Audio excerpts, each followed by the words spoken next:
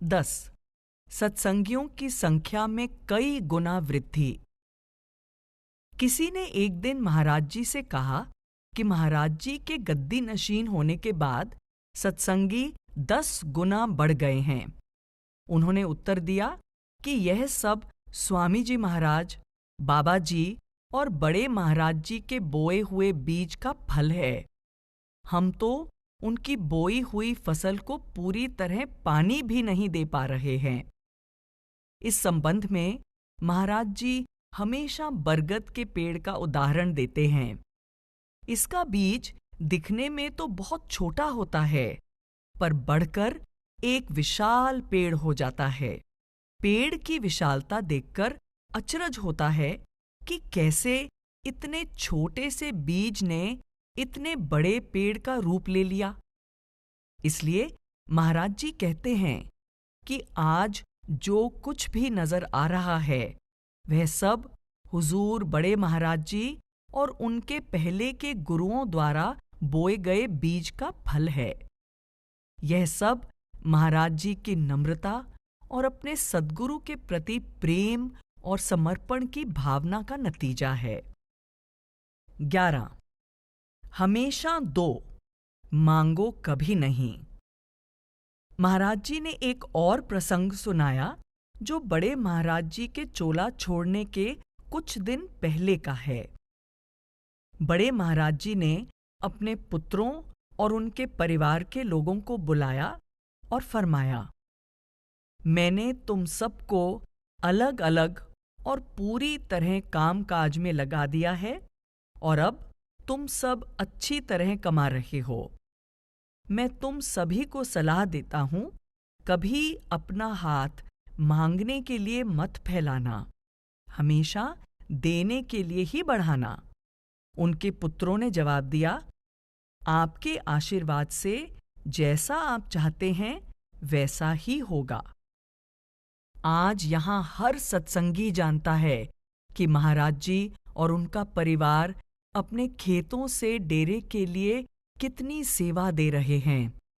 उन्होंने और उनके परिवार ने हमेशा दिया ही है और देते ही रहते हैं।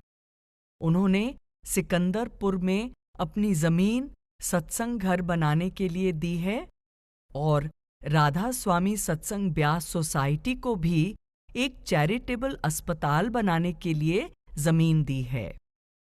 12. 3 प्रकार के पुत्र। महाराज जी ने एक दिन सत्संग में बड़े महाराज जी के संबंध में एक घटना सुनाई जिसने हमें एक नया नजरिया दिया। एक दिन बड़े महाराज जी ने महाराज जी को और उनके भाई यानी शोती को बुलाया और उनसे एक सवाल पूछा, तुम क्या बनना चाहोगे, पूत, कपूत या सपूत? महाराज जी ने जवाब दिया कि वह सवाल पूरी तरह समझ नहीं पाए हैं। सो बड़े महाराज जी ने समझाया कि पूत वह लड़का होता है जो अपने पिता से मिली हुई जमीन, जायदाद और खानदान की मान प्रतिष्ठा को संभाल कर वैसी की वैसी रखता है, ना उसको बढ़ाता है ना बर्बाद करता है। कपूत वह है जो पिता से विरासत में मिला हुआ सब कुछ बर्बाद कर देता है, गंवा देता है। और सपूत वह है जो पिता से प्राप्त हुई दौलत को बढ़ाता है, अपने पिता तथा परिवार के नाम और मान प्रतिष्ठा को और ऊंचा उठाता है, उसमें 4 चांद लगाता है। बड़े महाराज जी ने फिर से पूछा, तुम क्या बनना चाहोगे? महाराज जी के भाई तो चुप रहे, परंतु महाराज जी ने जवाब दिया, हुजूर, मैं तो सपूत ही बनना चाहूंगा, पर सब कुछ आपके हाथ में है। बड़े महाराज जी ने फरमाया, मालिक तुम्हें सपूत बनाएगा। आज हम देख सकते हैं कि महाराज जी बड़े महाराज जी के उत्तम सपूत ही सिद्ध हुए हैं। न केवल सांसारिक दौलत 1000 गुना बढ़ी है, बल्कि रूहानी दौलत का भी असीम विस्तार हुआ है। महाराज जी की निस्वार्थ सेवा और समर्पण के फलस्वरूप हुजूर बड़े महाराज जी के उपदेश आज संसार के कोने कोने में फैल गए हैं। 13. महाराज जी की अपनी माता जी के प्रति भावना। महाराज जी का अपनी माता, जिन्हें वे प्रेम पूर्वक बेजी कहते हैं, के साथ एक अनोखा संबंध है। जो प्यार और आदर महाराज जी उन्हें देते हैं, वह केवल हृदय को छूने वाला ही नहीं, बल्कि खासकर आज के जमाने में एक मिसाल है। इस भौतिकवाद और स्वार्थ के जमाने में रिश्तों का मतलब खत्म हो गया है और आज कोई किसी की परवाह नहीं करता। परंतु जिस तरह महाराज जी सच्चे प्रेम की भावना के साथ अपनी माता जी की संभाल तथा देखभाल करते हैं, उनका ख्याल रखते हैं, उस पर केवल देखने से ही विश्वास आ सकता है। हर रोज सुबह अपना कार्यक्रम शुरू करने से पहले महाराज जी अपनी माता जी के पास जाते हैं और उनको माथा टेकते हैं। उनके साथ कुछ देर बैठकर बातचीत करते हैं। इस संबंध में महाराज जी के पिताजी द्वारा अपने आखिरी दिनों में कही हुई बात कितनी सही निकली है। महाराज जी के पिताजी ने बेजी से कहा था कि वह उनको कोई जायदाद या नगद रुपया नहीं दे रहे हैं। उन्होंने कहा, अगर मैं तुम्हें देता भी तो उससे ज्यादा दिन तक काम नहीं चलता, लेकिन मैंने तुम्हें 2 प्यारे और आज्ञाकारी बेटों के रूप में सच्ची संपत्ति दी है।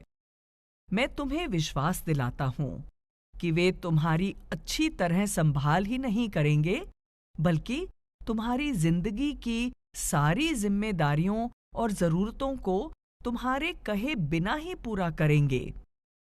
यह कहकर उन्होंने बेजी का एक हाथ लेकर महाराज जी यानी बड़े पुत्र के हाथ में पकड़ा दिया और बेजी से कहा, तुम्हें कभी किसी चीज की कमी महसूस नहीं होगी।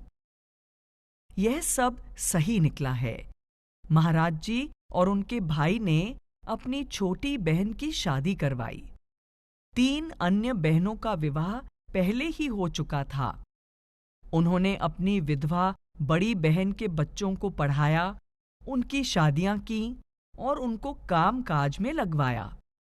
बेजी के हाथ में हमेशा सिकंदरपुर के घर का पूरा इंतजाम रहा है। उनकी हर इच्छा हमेशा उनके दोनों पुत्रों के लिए हुक्म रही है, जिन्होंने कभी कोई सवाल नहीं किया, केवल उनका हुक्म माना। आज के जमाने में कौन सी माता इतनी भाग्यशाली है जिसे ऐसे पुत्र मिले हों? बेजी बड़े मजबूत इरादे की हैं, लेकिन अब 90 साल की हो गई हैं और पिछले 2 वर्षों से उनका स्वास्थ्य भी ठीक नहीं चल रहा। उनके लिए बार बार सफर करना मुश्किल है। इसलिए महाराज जी उन्हें सिकंदरपुर से डेरे ले आए हैं ताकि उनकी देखभाल महाराज जी की देखरेख में हो सके। महाराज जी अपने इतने व्यस्त कार्यक्रम में भी उनके साथ बिताने के लिए कुछ समय निकाल ही लेते हैं। वह भोजन उनके साथ करते हैं, उनको हंसाते हैं और हर तरह से उन्हें खुश और आराम से रखने की कोशिश करते हैं। यह देखकर हैरत होती है कि आज के जमाने में भी इतने आज्ञाकारी पुत्र इस संसार में हैं। महाराज जी पूर्णता की मूर्त हैं, एक दिव्य पुरुष हैं, हर प्रकार से दोष रहित हैं। शब्द उनका वर्णन नहीं कर सकते। हम उन्हें किसी भी रूप में देखें, भाई, पिता, पति, पुत्र, मित्र और बेशक सद्गुरु के रूप में वह अनुपम हैं, बेजोड़ हैं और मानव समाज के एक सच्चे मित्र हैं। 14. प्रेम और दर्शन। महाराज जी ने एक अमरीकी सत्संगी महिला को देहधारी सद्गुरु के दर्शन के लाभ के बारे में जो सलाह दी थी, उसमें से कुछ अंश आगे बताए जा रहे हैं।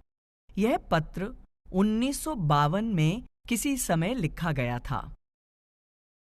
संत देहधारी गुरु के दर्शन को बहुत महत्व देते हैं। सद्गुरु के दर्शन मात्र से आनंद प्राप्त करना बहुत बड़ी चीज है, क्योंकि इससे प्रकट होता है कि शिष्य के अंदर प्रेम है और उसके अंतर में दर्शन तथा और अधिक दर्शन के सिवाय कोई अभिलाषा नहीं है। वह हमेशा सद्गुरु के जितने ज्यादा दर्शन हो सकें करना चाहता है, जिसके फलस्वरूप वह आंतरिक मंडलों में अपने सद्गुरु के और ज्यादा करीब पहुंच जाता है। महाराज जी ने कहा कि कभी-कभी सद्गुरु अपने किसी खास शिष्य पर बगैर किसी स्पष्ट कारण और बिना अभ्यास के रूहानी दौलत की बख्शिश कर देते हैं, परंतु इस दया मेहर को पाने का अधिकार शायद उसने पिछले जन्मों में कमाया हो। प्रेम और भक्ति भजन से ज्यादा महत्वपूर्ण है। प्रेम अपने आप में संपूर्ण है। प्रेम में प्रेमी और प्रियतम दोनों एक हो जाते हैं। आशिक और माशूक एक हो जाते हैं। प्रेम से बड़ा कोई भजन नहीं है। प्रेम से ऊंचा कोई कानून नहीं है। प्रेम से परे कोई मंजिल नहीं है। परमात्मा और प्रेम एक ही हैं। भजन में मेहनत करनी पड़ती है। प्रेम में सब कुछ अपने आप होता है। प्रेम का अर्थ है शब्द में लीन हो जाना, अपने आप को, अपनी खुदी को खो देना। प्रेम और काम वासना में बहुत अंतर है। काम वासना हमें नीचे खींचती है, प्रेम ऊपर ले जाता है। काम वासना में दुख है, प्रेम में एकता और आनंद है। काम वासना इंद्रियों की लालसा है, प्रेम आत्मा की तड़प है। काम वासना काल का एक अस्त्र है, प्रेम गुरु का प्रसाद है। सद्गुरु द्वारा जागृत किया हुआ प्रेम एक अनूठी देन है। प्रेम मुक्ति की ओर ले जाता है। महाराज जी ने एक बार अंग्रेजी के सत्संग में बताया था कि गद्दी पर आने से पहले उन्होंने संतमत की एक भी पुस्तक नहीं पढ़ी थी। हालांकि वह डेरे में ही बड़े हुए और बड़े महाराज जी की प्रेम पूर्ण देख रेख में बीबी रल्ली ने उनका पालन किया। लेकिन जो गहरा प्रेम उनको बड़े महाराज जी और सरदार बहादुर जी से था, उसकी वजह से उन्हें कभी कोई किताब पढ़ने की जरूरत ही महसूस नहीं हुई। उन्होंने कहा, मैंने बड़े महाराज जी के द्वारा ही संतमत को जाना है। जो कुछ भी वह कहते थे वही मेरे लिए संतमत था। पर आप लोग सद्गुरु को उपदेश और पुस्तकों के द्वारा जानते हैं। एक बार महाराज जी ने सरदार बहादुर जी से कहा, आपके सत्संग बहुत छोटे होते हैं। सरदार बहादुर जी केवल 45 मिनट ही सत्संग किया करते थे। इस पर सरदार बहादुर जी ने जवाब दिया, मैं अपनी सारी जिंदगी प्रोफेसर रहा हूं। मैं जानता हूं कि कोई भी 45 मिनट से ज्यादा ध्यान देकर नहीं सुन सकता। यह सुनकर महाराज जी ने उनसे कहा, लेकिन सत्संग सुनने कौन आता है? हम तो आते हैं आपके दर्शन करने। इस पर सरदार बहादुर जी मुस्कुरा दिए, क्योंकि वह जानते थे कि ये शब्द एक पूर्ण शिष्य के हृदय से निकल रहे हैं, जो कि एक दिन सद्गुरु बनने वाला है। एक बार अंग्रेजी के सत्संग में किसी ने महाराज जी से दर्शन के बारे में पूछा। महाराज जी ने जवाब दिया, दर्शन तो एक शिष्य की मजबूरी है। वह अपने प्रियतम को लगातार देखते रहना चाहता है। हमें यह हिसाब नहीं लगाना चाहिए कि दर्शन के फलस्वरूप हमें कितनी रूहानी तरक्की प्राप्त होगी। सच्चा दर्शन तो अपने आप को दर्शन में खो देना है, बिना किसी आशा या इच्छा के अपने आप को सद्गुरु में लीन कर देना है। सद्गुरु की ओर निरंतर देखते रहने की विवशता ही दर्शन है। 15. महाराज जी के संबंध में उनके 2 मित्रों का पत्र व्यवहार। कुछ दिन हुए मुझे महाराज जी के 2 मित्रों के आपसी पत्र व्यवहार में महाराज जी के बारे में उनकी दिलचस्प टिप्पणियां पढ़ने को मिलीं। अफसोस है कि जहां मेरा उनके प्रति प्रेम बढ़ता जा रहा है, वहीं वह अपनी निराली खामोशी बनाए रखने में खुश हैं। कम से कम मुझे तो ऐसा ही लगता है। यह तो कभी हो नहीं सकता कि वह मुझे प्रेम करना छोड़ दें। वह तो जिसे भी एक बार अपना प्यार देते हैं, उसके प्रति वही प्रेम भाव हमेशा बनाए रखते हैं। यही उनकी कमजोरी है और इसी में है उनकी महानता। यह तुम जानते हो और मैं भी समझता हूं। पत्र समाप्त करने के बाद कुछ लाइनें और जोड़ी गई हैं। मुझे यह लिखते हुए खुशी हो रही है कि इस पत्र का बड़ी जल्दी फल मिला है। आज ही उनका पत्र आया है। दूसरे पत्र में इसी मित्र ने महाराज जी के साथ सफर करते हुए लिखा है, मैं धनी नहीं हूं, फिर भी मुझे उनके साथ रहने के लिए अपना खर्च करना पड़ता है। मैं उनके पास आने की कोशिश करता हूं, पर पीछे ही रह जाता हूं। फिर भी मैं बहुत खुश हूं। इच्छा पूरी करने के उनके यानी महाराज जी के अपने तरीके हैं और इसमें वह बहुत उदार हैं। एक तरह से तुम्हारा भी वही हाल है जो मेरा है। कम से कम हम सब इस बात को समझते हैं। यह देहधारी परमात्मा भी एक निराली हस्ती हैं। यह देखने में बहुत सरल हैं, पर समझने में बहुत जटिल। लेकिन वह हमारे हैं, इस बात की हमें बड़ी खुशी है। वह महान हैं। लोग उनका आदर करते हैं, उनसे प्यार करते हैं। उनके मनोहर व्यक्तित्व ने सबको जीत लिया है। 16. महाराज जी के पत्रों के कुछ अंश।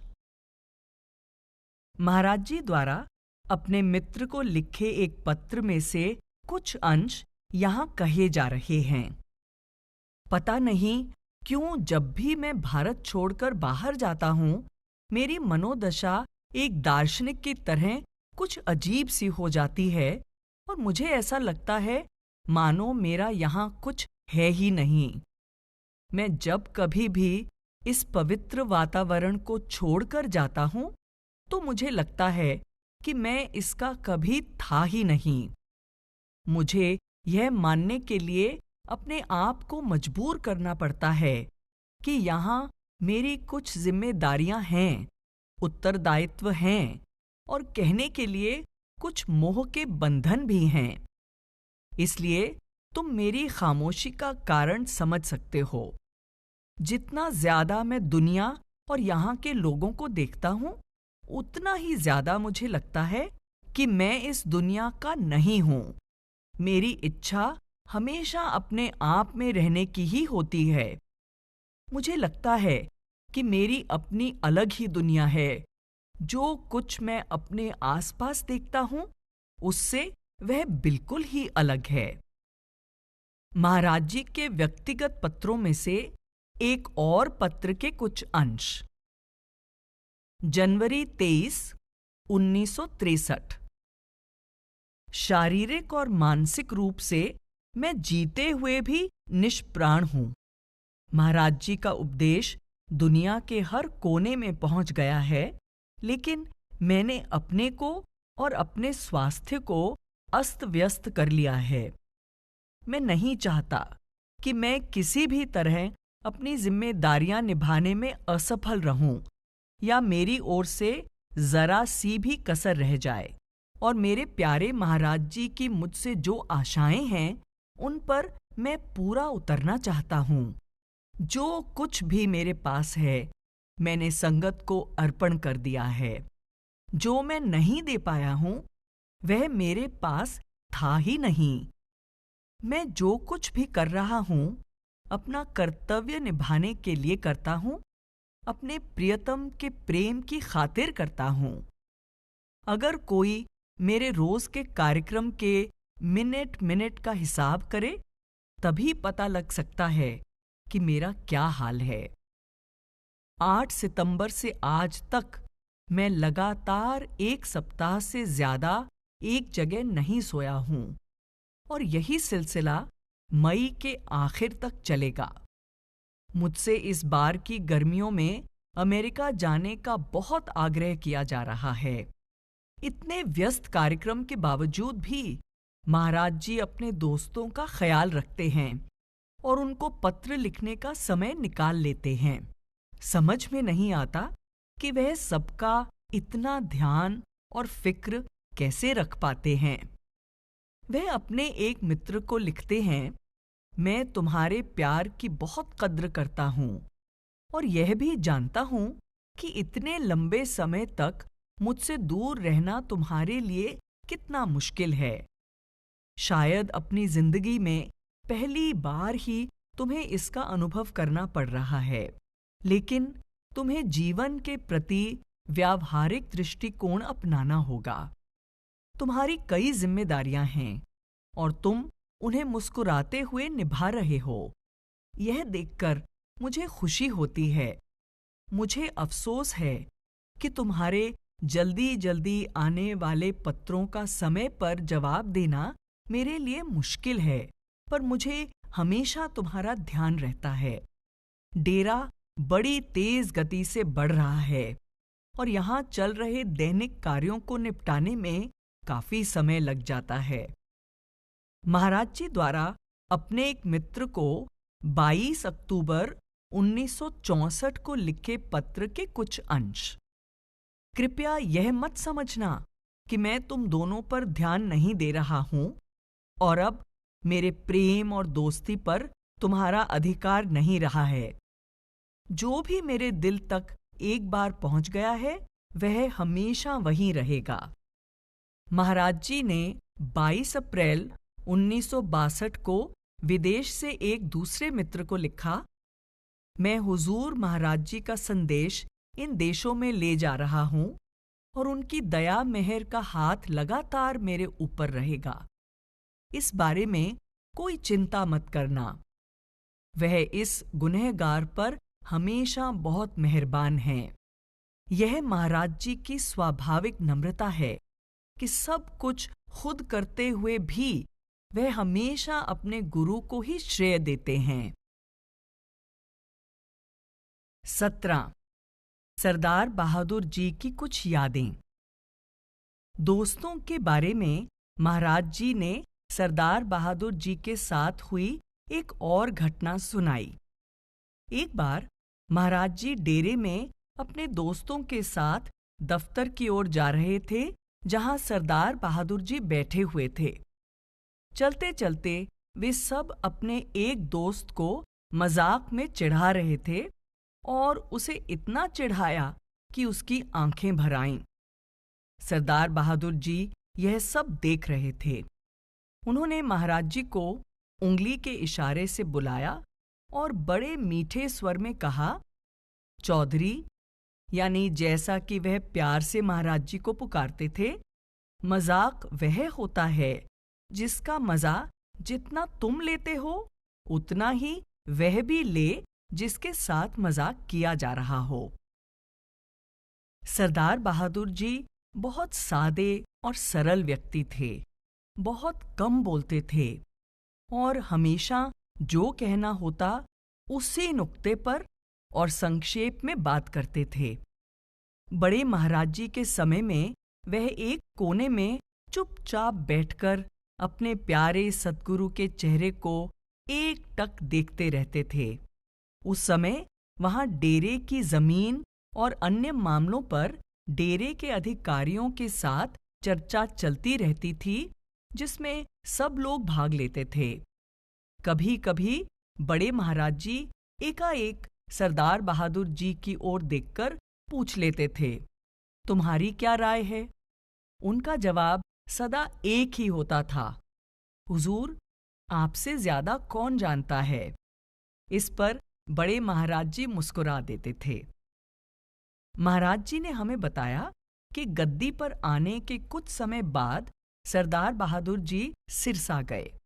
महाराज जी, उनकी सब बहनें और बेजी भी वहीं थीं।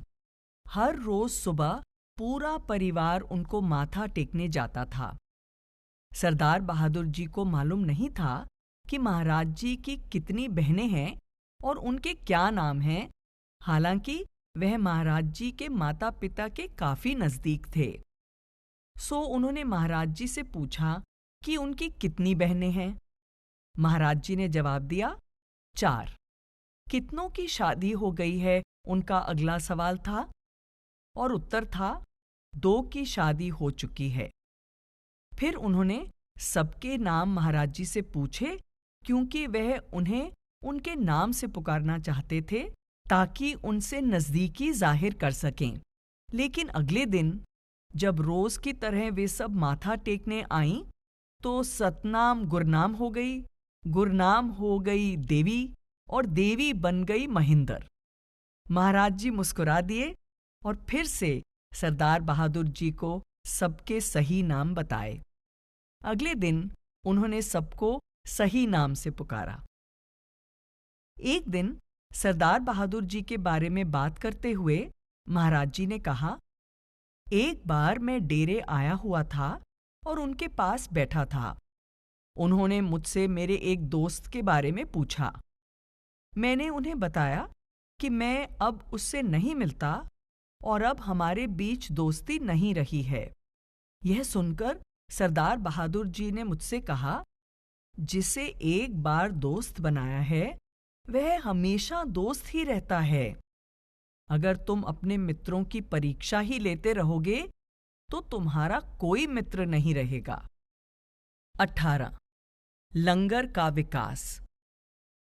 एक बार सुबह के सत्संग में महाराज जी ने लंगर के इतिहास के विषय में कुछ सुनाया।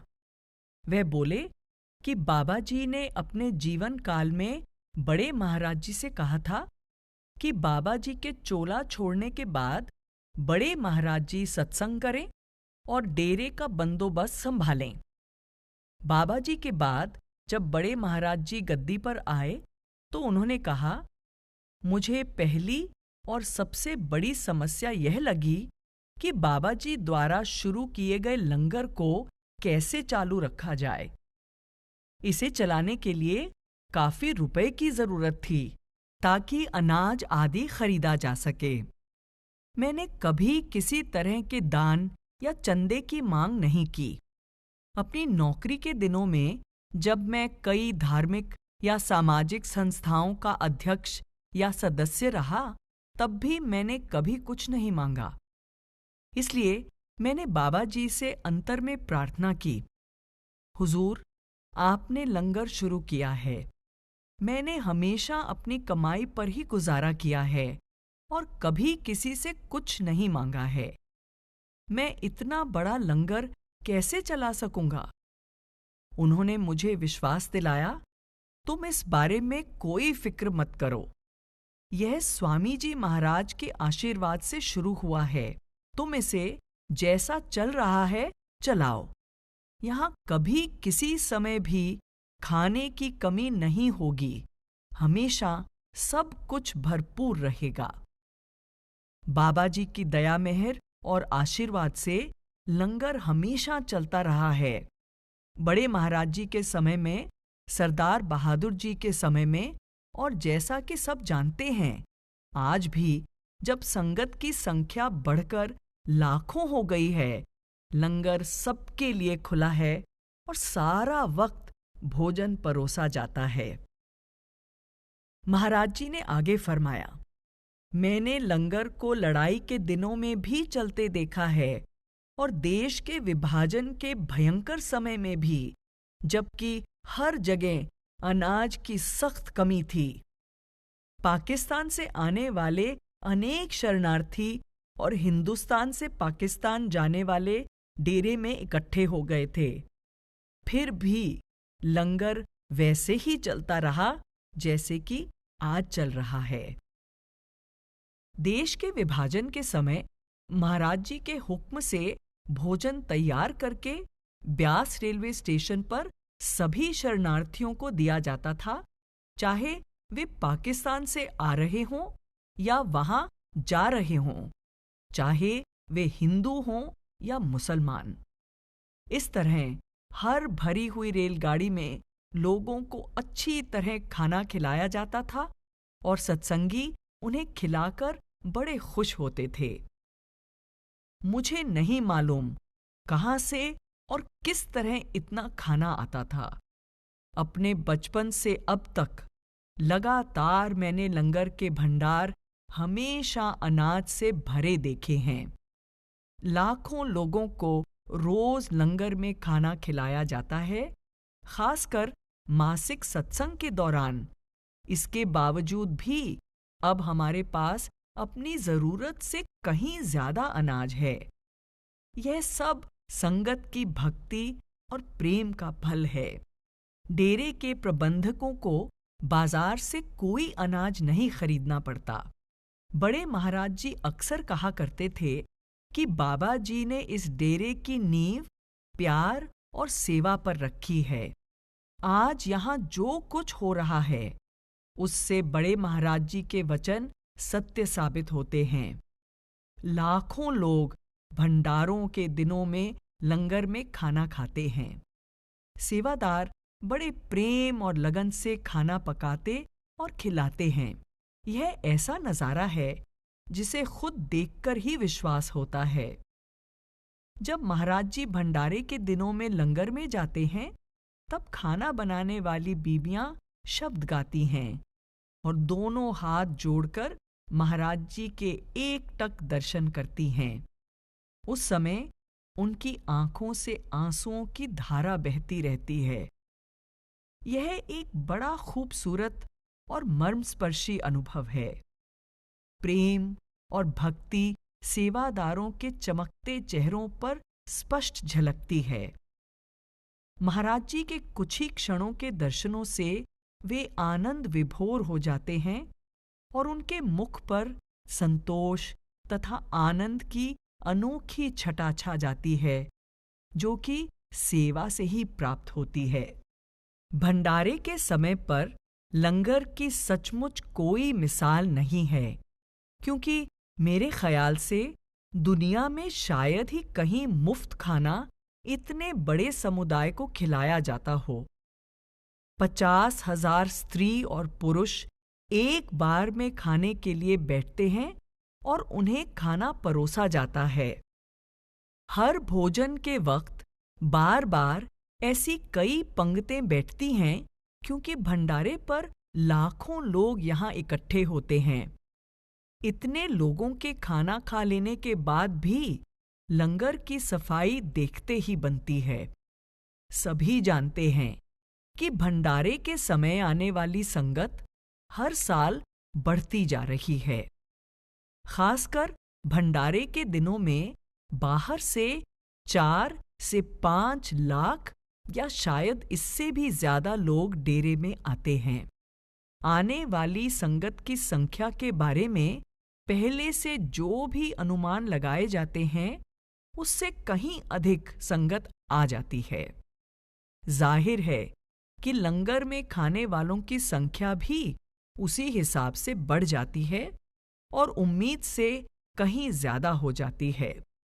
परंतु लंगर के भंडार कभी खाली नहीं हुए और किसी भी दिन खाने की कमी महसूस नहीं हुई। ऐसी है संतों की दया मेहर। 19. महाराज सावन सिंह चैरिटेबल अस्पताल ब्यास की योजना। जब महाराज सावन सिंह चैरिटेबल अस्पताल ब्यास के निर्माण की योजना बनाई जा रही थी, इसकी लागत का अनुमान 3 करोड़ रुपए के करीब किया गया था। ध्यान दें आजकल यह अस्पताल ब्यास अस्पताल के नाम से जाना जाता है। डेरे के पास उस समय इतनी पूंजी नहीं थी, इसलिए डेरे के अधिकारियों का चिंतित होना स्वाभाविक था। उन्होंने महाराज जी से पूछा कि क्या डेरा इतनी बड़ी योजना हाथ में लेने की सामर्थ्य रखता है? महाराज जी ने जवाब दिया, बड़े महाराज जी इसकी भी व्यवस्था कर देंगे, आप देखते जाएं। अब न केवल अस्पताल पूरा बन गया है और इसमें पूरे उपकरण लग गए हैं, बल्कि महाराज Jagat Singh medical relief society के पास, जो कि अस्पताल चलाती है, अनुमान से कहीं अधिक पूंजी इकट्ठी हो गई है। किसी सत्संगी ने मुझे अस्पताल के बारे में आगे कही गई घटना सुनाई। अस्पताल के निर्माण के दौरान कुछ खास तरह के स्टील के सामान की जरूरत पड़ी, जिसकी बाजार में कमी थी। इसलिए निर्माण कार्य में रुकावट आने लगी। यह स्टील का सामान Tata iron and steel company से मिल सकता था। महाराज जी ने उस सत्संगी से कहा, जिसकी टाटा के प्रबंधकों में से कुछ के साथ जान पहचान थी, कि वह उनसे मिलें और जरूरत के अनुसार स्टील प्राप्त करने की कोशिश करें। सत्संगी श्री नवल टाटा के पास गया और अस्पताल की योजना उन्हें समझाई। श्री टाटा ने समझा कि उनकी कंपनी से कुछ दान मांगा जा रहा है, इसलिए उन्होंने पूछा कि उनसे कितनी रकम की उम्मीद की जा रही है।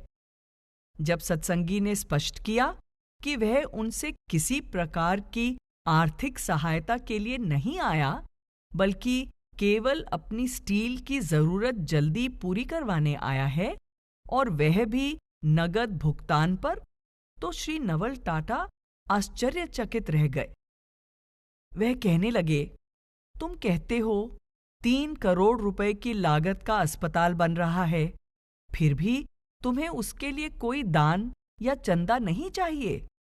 इस बात पर विश्वास नहीं होता। मैं अभी केवल 70 लाख रुपए की लागत का एक अस्पताल बना रहा हूं। मैं उसके लिए चंदा इकट्ठा कर रहा हूं और मुझे रुपया प्राप्त करने में मुश्किल हो रही है। टाटा कंपनी से हमारे अस्पताल के लिए स्टील मिल गया, लेकिन खास बात तो यह है कि महाराज जी ने जो भी योजना हाथ में ली, चाहे वह कितनी ही बड़ी क्यों न रही हो, उसे पूरा करने के लिए उनकी दया मेहर से रुपए की कभी कोई कमी नहीं आई। हालांकि डेरे के लिए आज तक किसी से कभी आर्थिक सहायता के लिए मांग नहीं की गई। सब रुपया संगत खुद अपनी इच्छा से सेवा में देती है।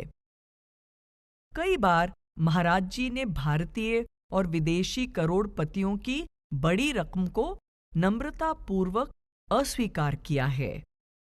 महाराज जी को एक विदेश यात्रा के दौरान एक गैर सत्संगी अरबपति ने, जो कि विदेश में रहने वाले भारतीय थे, बिना कोई रकम भरे एक खाली चेक यानी ब्लैंक चेक अपने दस्तखत करके पेश किया और निवेदन किया कि वह जितनी चाहें रकम चेक में भर लें और उसे अस्पताल के लिए उनकी ओर से भेंट के रूप में स्वीकार करें। लेकिन महाराज जी ने बड़ी नम्रता से वह चेक लेना अस्वीकार कर दिया। 20. महाराज जी की डायरी से कुछ अंश। पिता की मृत्यु। आज मुझे महाराज जी की एक पुरानी डायरी मिली, जिसमें उनके पिता के इस दुनिया से जाने के संबंध में उन्होंने अपने हाथ से कुछ लिखा है।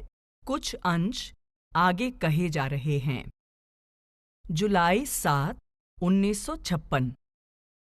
पिताजी ने अपनी वसीयत बनाई, जिसमें सिकंदरपुर की जमीन कुक्कू और राणा को तथा दरबी रसूलपुर की हरजीत को दी है। 1000 रुपये सरवन, जो कि एक पुराना नौकर है, को उसकी सेवाओं के लिए दिए हैं।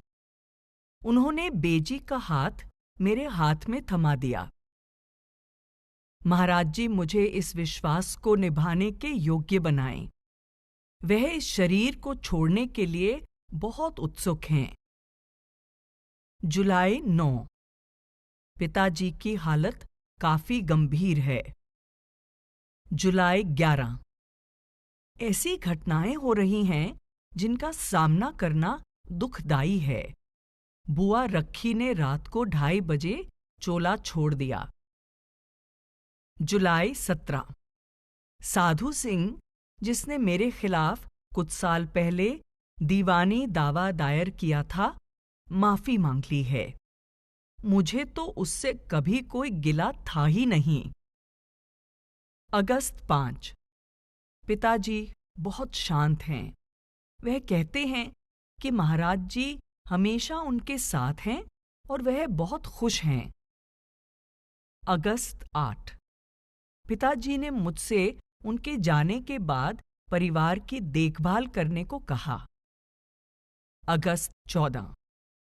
पिताजी ने मुझे बुलाया और पूछा, संक्रांत में कितने दिन बाकी हैं? मालूम होता है वह उस दिन जाने के लिए तैयार हैं। अगस्त 15। पिताजी ने पासपोर्ट मांगा। वह कहते हैं कि वह जाने के लिए तैयार हैं। मैंने महाराज जी से इसका मतलब पूछा तो उन्होंने बताया। मेरे पिताजी ने मुझसे मुस्कुराते हुए कहा कि बड़े महाराज जी अंदर कहते हैं तुम्हें चरण से पासपोर्ट मांगना होगा और इसके बाद ही मैं तुम्हें वीजा दूंगा। अगस्त 16। मैं संक्रांत के सत्संग के बाद 11 बजे मोगा के लिए रवाना हुआ और 6 बजे शाम को वापस आ गया। पिताजी की मृत्यु मेरी गैर मौजूदगी में दोपहर को 12:45 पर हो गई। अगस्त 17। सुबह पिताजी का दाह संस्कार हुआ। संस्कार के बाद मैंने सत्संग किया। यह पढ़ने पर मुझे और अधिक जिज्ञासा हुई, इसलिए मैंने महाराज जी से पूछा कि जब उन्हें मालूम था कि उनके पिताजी शरीर छोड़ने वाले हैं, तो फिर वह उन्हें छोड़कर मोगा क्यों गए? महाराज जी ने जवाब दिया, बेजी का मेरे पिताजी से बहुत मोह था, लेकिन मेरे पिताजी के सारे सांसारिक बंधन छूट चुके थे और उनका ध्यान अंदर लगा हुआ था। इसलिए मैंने सोचा कि अगर बेजी उनकी मृत्यु के समय उनके पास रहीं तो परिवार की कोई छोटी सी बात करके कहीं उनका ध्यान बाहर की ओर न खींच लें।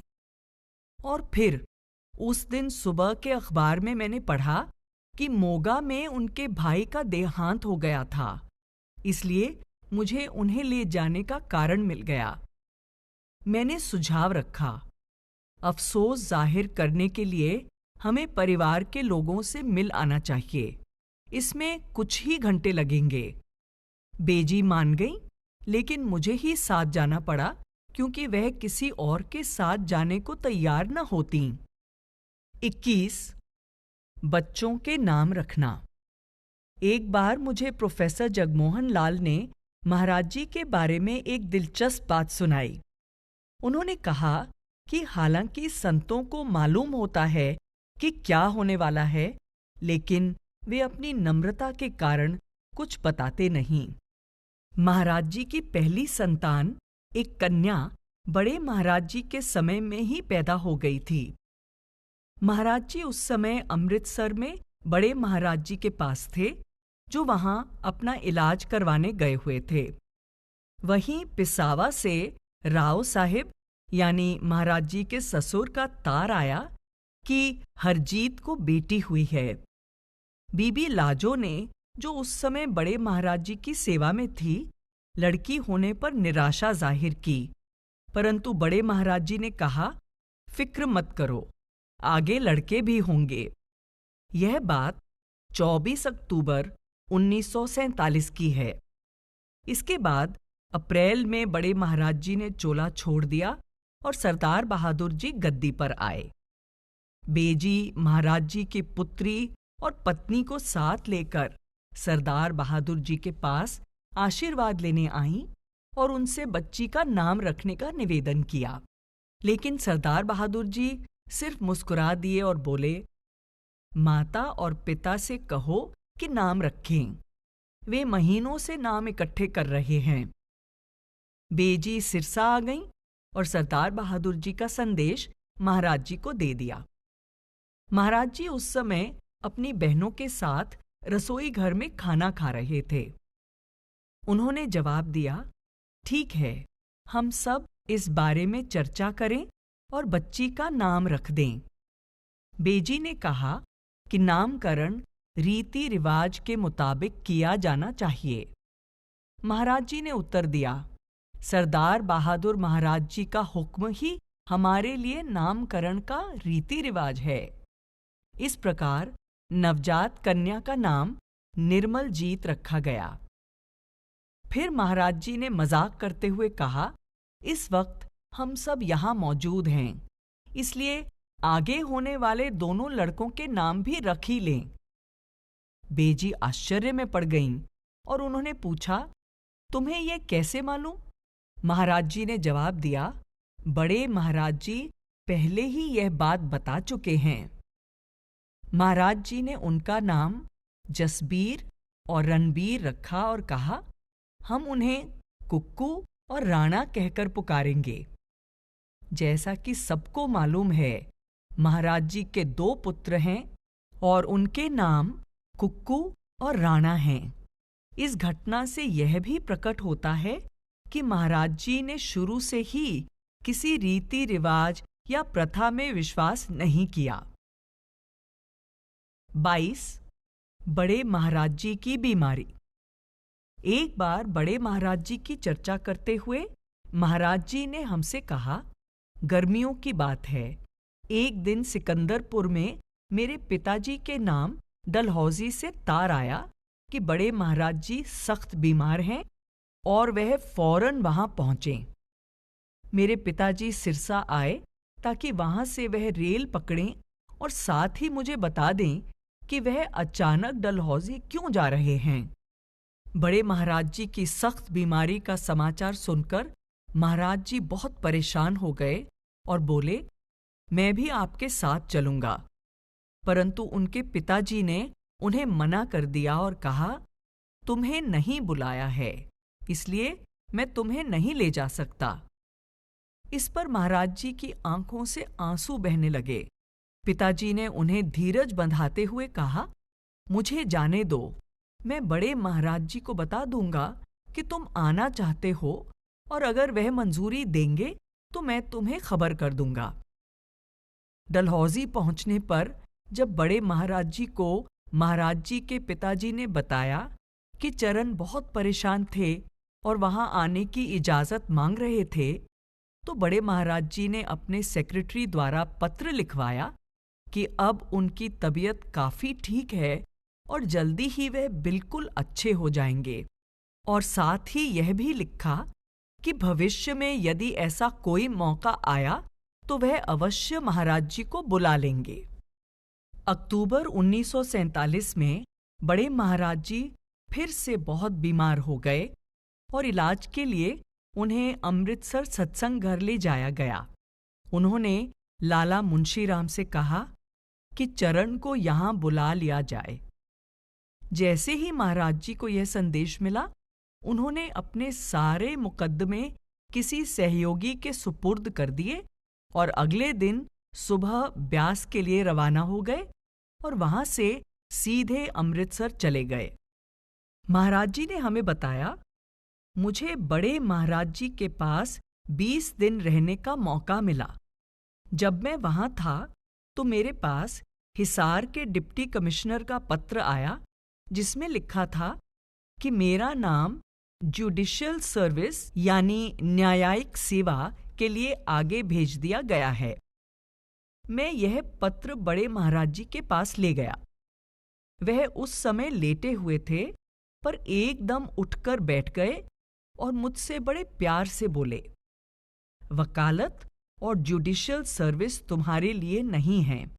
मैं तो सिर्फ इतना ही चाहता था कि तुम्हें कचहरी का अनुभव हो जाए। अब तुम्हारे पिता की तबीयत ठीक नहीं रहती।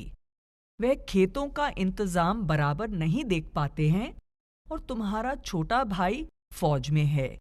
इसलिए तुम्हें वकालत छोड़ देनी चाहिए और अपने पिता के साथ खेती का काम देखना चाहिए ताकि उनका बोझ हल्का हो सके। और उन्होंने अगले दिन ही मुझे सिरसा भेज दिया। इसके बाद महाराज जी फार्म पर चले गए और अपने पिता की मदद करने लगे।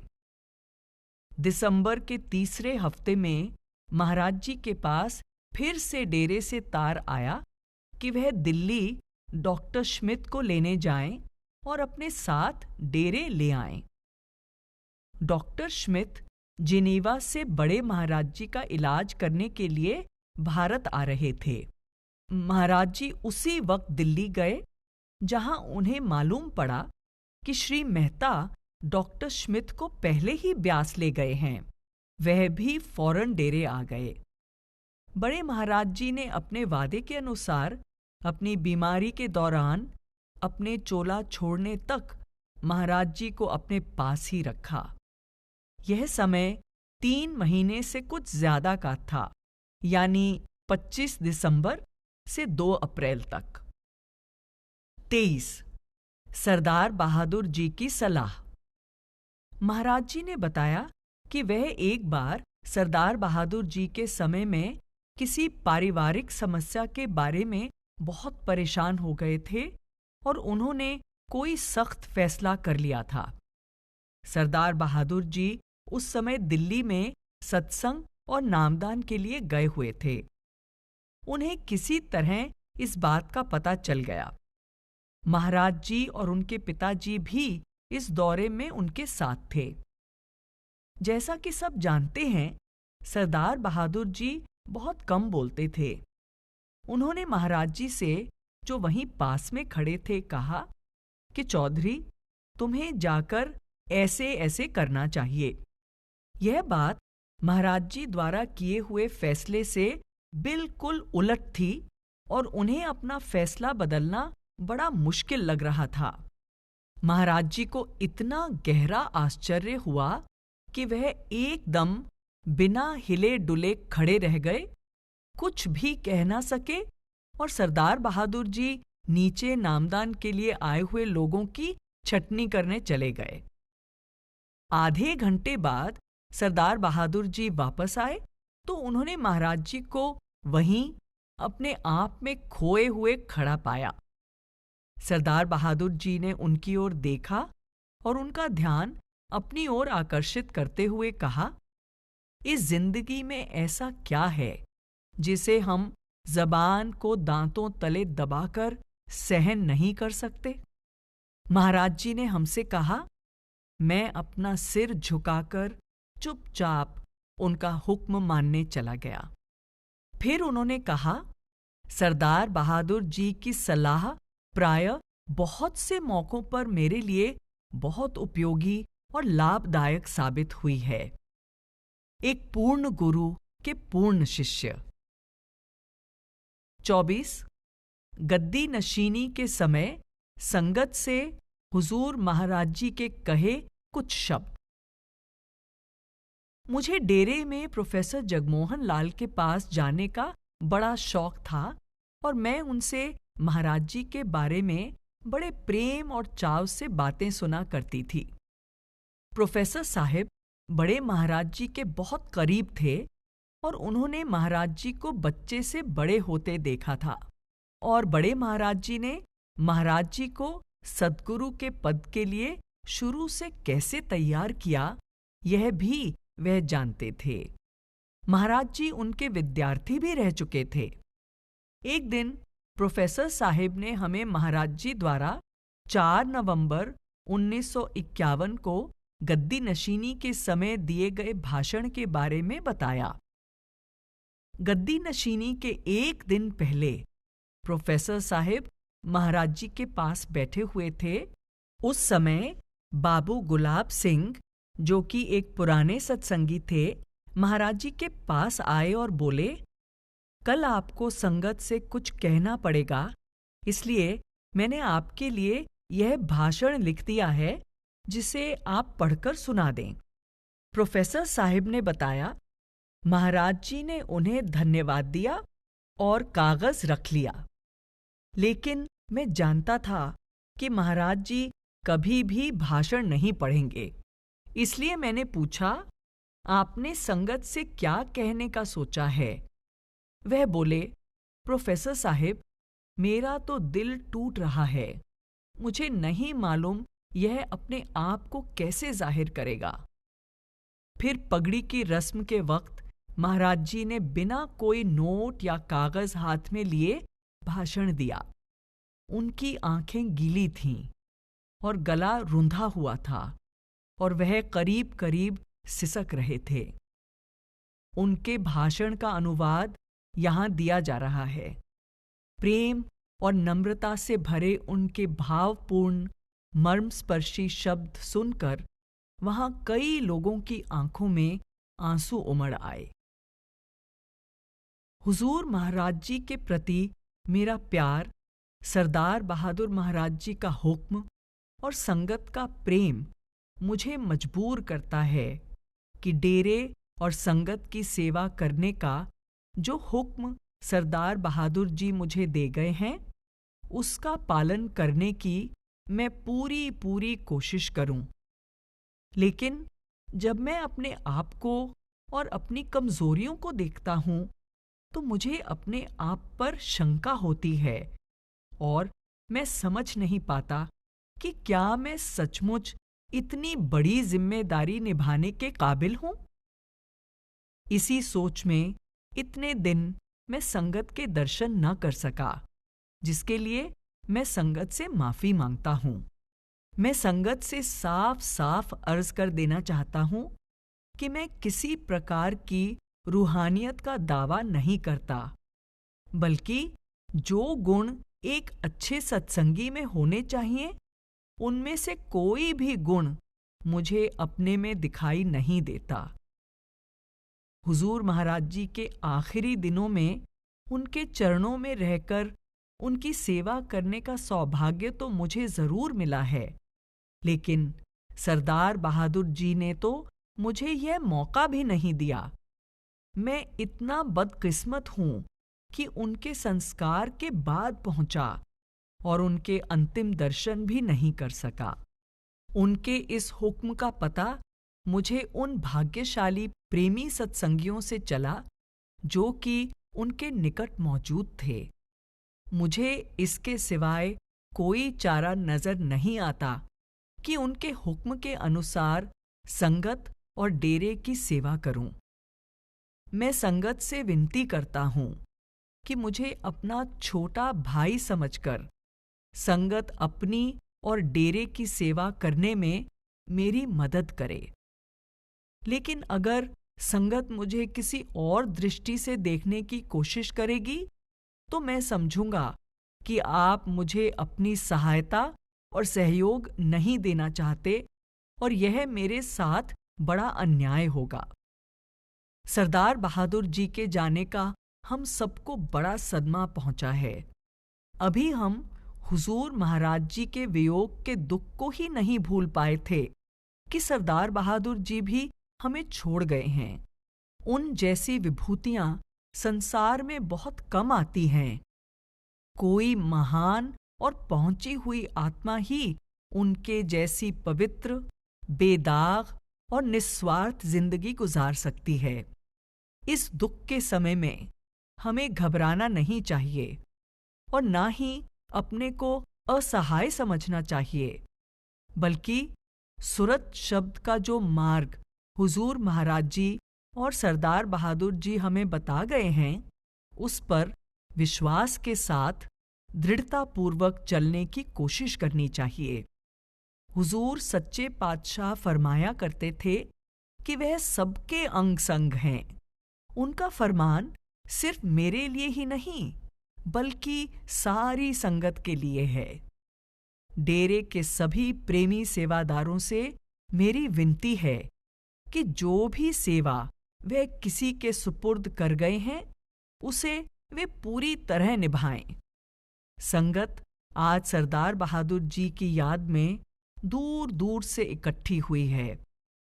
यहाँ आकर दर्शन देने के लिए मैं सारी संगत का शुक्रिया अदा करता हूँ। मैंने कल भी डेरे के कुछ प्रेमी सत्संगियों को बुलाकर अर्ज की थी और आज भी सारी संगत से यही अर्ज करता हूँ कि मैं अपने आप को इस योग्य नहीं समझता कि इतने श्रेष्ठ महापुरुषों की पगड़ी अपने सिर पर बांध सकूं। लेकिन हुजूर महाराज जी के प्रति संगत के विश्वास और प्रेम से मजबूर होकर मैंने अपने आप को संगत के हवाले कर दिया है। जो संगत उचित समझे कर सकती है।